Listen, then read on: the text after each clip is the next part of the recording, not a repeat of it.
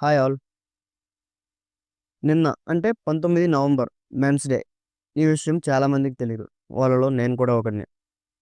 అయితే ఈ men's day సందర్భంగా నేను వాట్సాప్ గ్రూప్‌లో ఒక వ్యాసం చూశాను. అది డాక్టర్ శ్రీకాంత్ మిరియాల అని ఆయన రాశారంట.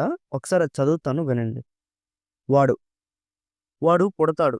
వాడు మగాడేలే అని మొలతాడుతో వదిలేస్తారు. వాడు నడుస్తాడు, పడతాడు. ఏడిస్తే వాడే ఊరుకుంటాడులే అని వదిలేస్తారు. వాడు బడికెళ్తాడు. ఎవరో ఏడిపిస్తే ఏంట్రా ఆడదానిలా ఏడుస్తున్నావు అని ఎదిరిస్తారు. వాడు డప్పు వాయిస్తాడు. ఏరా చావు మేళంలో చేరుతావా అని చిన్న వయసులోనే కలల్ని చిదిమేస్తారు. వాడికి యుక్త వయసులో నిద్రలో నిక్కరు తడిసిపోతుంది. మనసు కంగారు పడుతుంది. వాడికెవరు అది ప్యూబర్టీ అని వివరించరు. వాడేదో చదవాలనుకుంటాడు. ఇది చదివితే నీకు పిల్లనెవడిస్తాడు అని బెదిరిస్తారు. వాడేదో ఉద్యోగం అని తిరుగుతాడు. ఇంకా పెళ్ళవ్వలేదా అని పొడుస్తారు.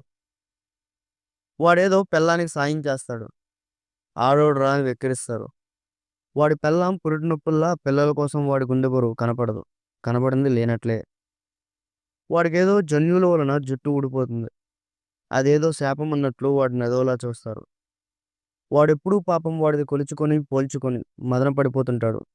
దానికి పదునుంటే చాలు. పొడవుతో పని లేదని ఎవరూ చెప్పరు. వాడేదో సంపాదిస్తాడు. అన్ని వాయిదాలు కట్టి వాడి వ్యాయామం వాయిదా వేస్తూ. వాడికి డయాబెటీసు, హైపర్ టెన్షను అన్నీ ముందే వస్తాయి. రాకపోతే టెన్షన్ పడిపోతాడు. నేనంత టెన్షన్ పడట్లేదేమో అని.